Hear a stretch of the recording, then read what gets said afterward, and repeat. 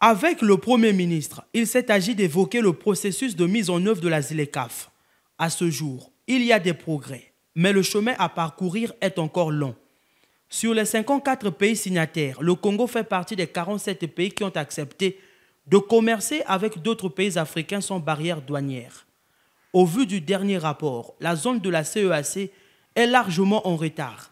Pour Wankele Mene, il y a donc lieu d'agir. Well, we came to brief the Prime Minister.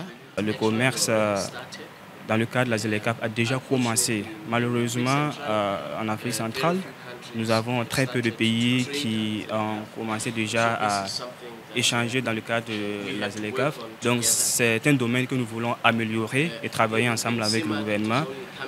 Au niveau de la CEMAC, c'est le Cameroun seulement qui commerce dans le cadre de la ZLECAf. Donc nous voulons encourager les autres pays de la CEMAC à pouvoir commercer dans le cadre de la ZLECAf. La mise en œuvre d'un accord commercial, c'est un long processus.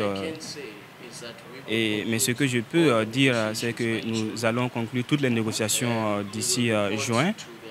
Nous allons rendre compte à la conférence des chefs d'État en juillet et nous allons continuer à mettre l'accent sur la mise en œuvre. Comme vous le savez, l'Union européenne, 72 ans après, est toujours dans le cadre de la mise en œuvre.